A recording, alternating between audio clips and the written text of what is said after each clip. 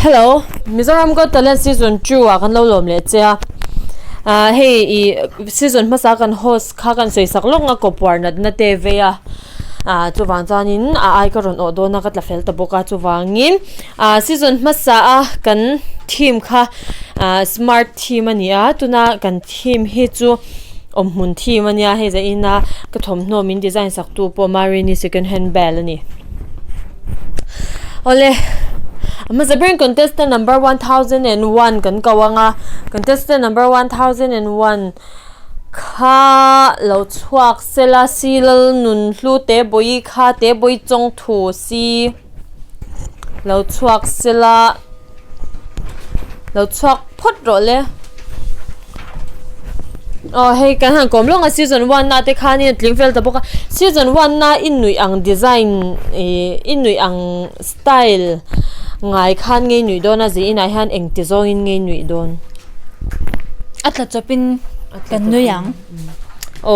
spoiler a theilo ni chu ban he stage itania I du to kin han nui te le ya ka du to kin kan nui le me nge nui moi min ti hlom boka ma khan he chu ka mo bak chang lo na a kan nui moi thaw a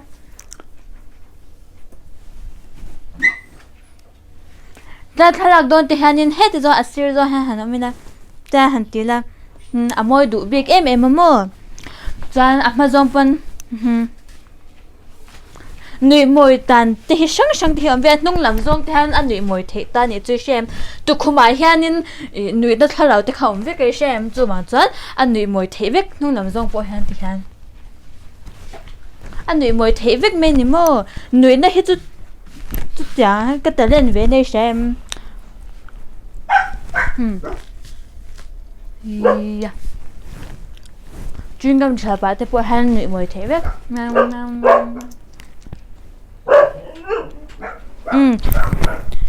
ama han hospo han soi to thawa go to le na han ui kan khoi china bo an ti china kan soi me ni cho ka zau kha kan nui moi zo to season 2 na chanin zam lo so thle mai mo an talent pia lama host na zong zong te ne khan ron chel ngal veka olom om hle mei te boi min vote tur che in ingen do ne Mizoram mi puite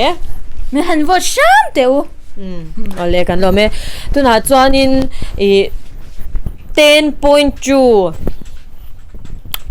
contestant number kan som do na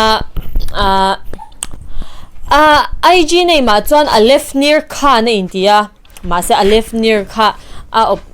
ledling zong kha lo na dik zong chang rin felati na kha lo na rin felai lo so mang tu na mun dress ne lo thak ro se ta han in kom lo kang zaina hianin eng magic nge min show itum show sakitum zaina chuanin karanti tum chu kantinga lang meng I thau cha mi kasitlanga ashitlanga I shithyam sham sham me he shitlang chung pon ti sat nen te ron kala tum te por khop me stage hi ita ve ole magic so tu la chuan just te ti lom po ka tum don lawa ke ma ka lom chu na to ka te ti fel na mi ta takin mi puite in ma magic kan so le don ni tu na hian secret cow mem secret ka hey mong hian secret bur ta ni hey in mong hian hey secret bur mi secret pakhat ka pho choka chuan te ka thun lu don ni chu mong hian hey engma koror eng lo pok bu keng lo lawa sana te po hey mong hian tian hey ka thun lut do na yang ka thun lut ni chu muang hian ka thun lut vekta chuan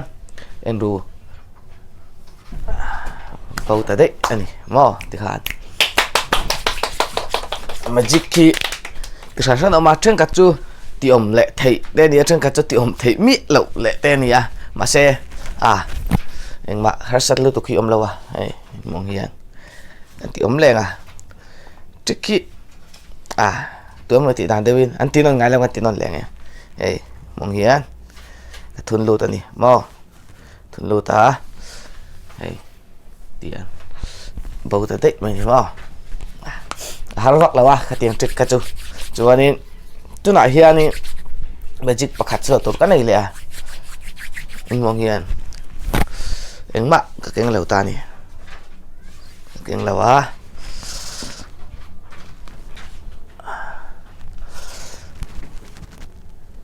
ที่เราเอามินริงครีมบางตัวไหนเห็นเอ็นตัวที่กันมาเช่ขามีอินรินนะคะอดีตแล้วว่าอินข้ามีจิกอันนี้ตัวไหนเองมากเก่งจุแล้วนี่มอข้าส่งคันนี้เทเช่ก็แล้วไหมเราปุยเล่ครบไม่อีทวักที่อาชากันเดียอีวอตตัวเจนี่ส้มโดนมิโซรามิปุยเดเนี่ยนะเห็นอีคอนเทสอีเอ็นเรา number ค่ะคอนเทสต์ number ค่ะ 10.2 นี่comment section อาอันนู้นอาคาร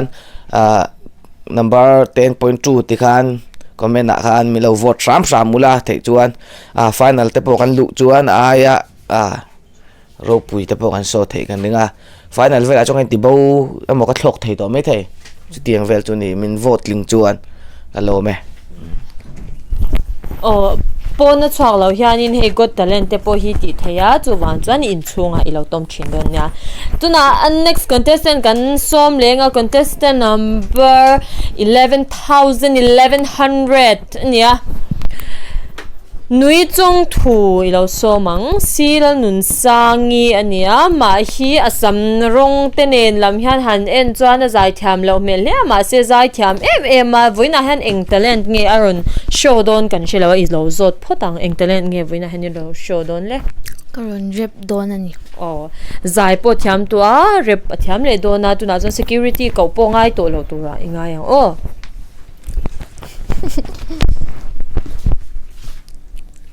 มาสหังกรอนใจตัวน่ะส่วนนี้น่ะตุกจักเมนกรอนเร็บโดนอันนี้Mizo Upapol Baptist Church of Mizoram January February March April May June July August September October November December calendar map Genesis Exodus Leviticus Numbers yeah check it out Bible yeah Monday Tuesday Wednesday Thursday Friday Saturday Sunday yo กรบ้านตัวนี้หาเกี่ยวกับกรบ้านตัวเขาก็หาหน่วยให้กรบ้านปูก็หาเว้ยมาฟังกันตัวนั้นให้กรลุ่มกันแล้วหาโดนอันนี้Yo, check it out. Check it out. Yeah. 1, 2, 3, 4, 5, 6, 7, 8, 9, 10. Yeah, check it out. Cái dấu. Ôi, cần văn làm nó xem cút bên sạc lúc chẳng rau bùi lutuk khát ya ang re nga rep na khakala shengai lawa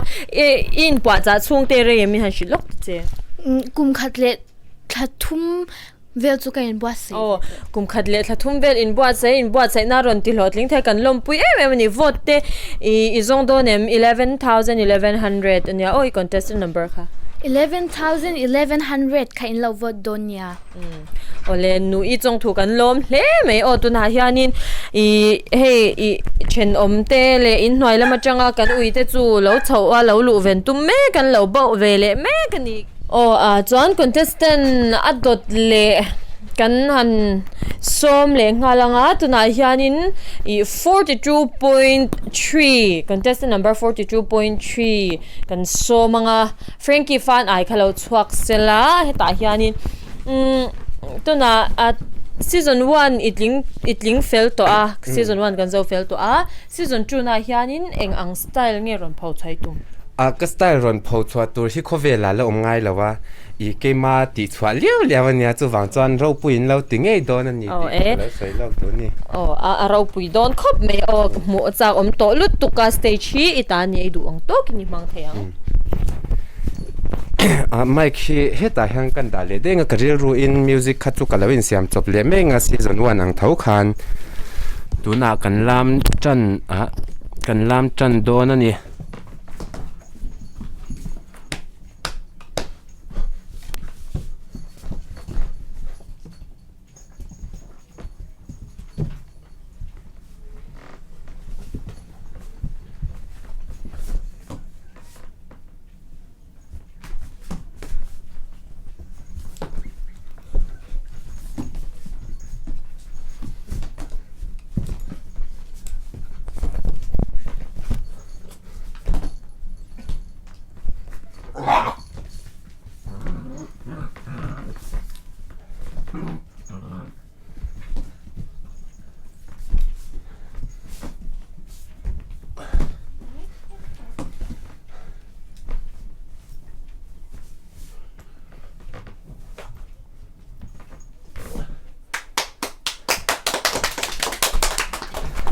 lo me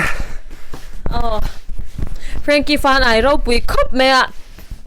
in po chanan hun te mang rem he season 1 le season 2 in ka hi a hla lo ria in po chanan huni du rem hun hi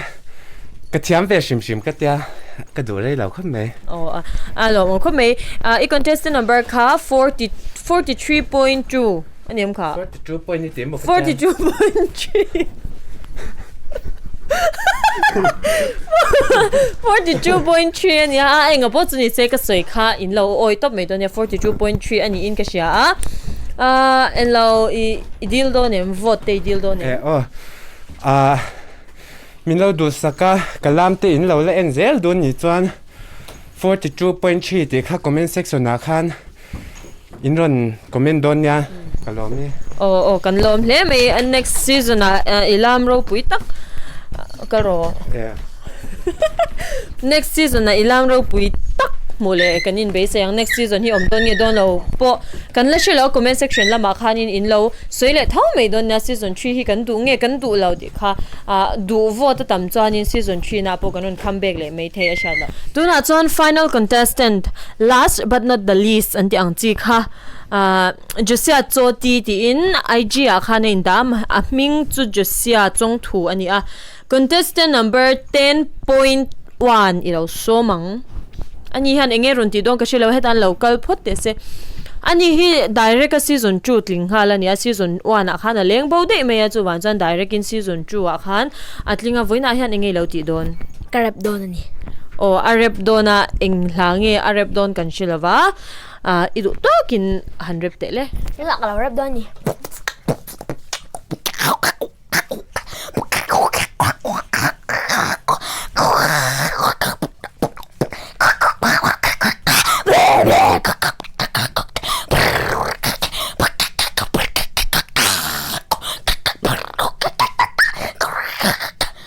hello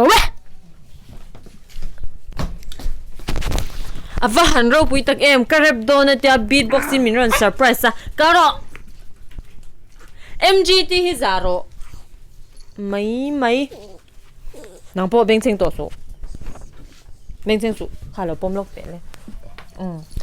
MGT hi I Josia choti chophian min ron surprise vek me he uite telan phalbo sia gan uite zong pa min ron surprise ni kha an talent an ron phau chhuak velen har em ani beatbox hi engti ka train nge easier to le sang ni som pan ni le